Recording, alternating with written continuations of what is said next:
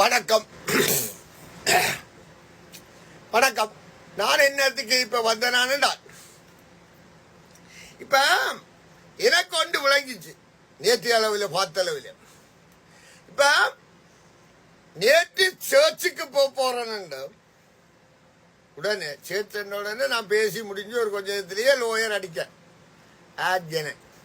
இப்ப நான் புளியாண்டி சொல்ல வரையில ஏன் விளக்கத்தை சொல்றேன் என்றால், இந்த மாடு சொன்னா கேட்க மாட்டேது, மணி கட்டின மாடு சொன்னா கேட்பாங்க என்று சொல்லுவாங்களே, அதுதான் இது.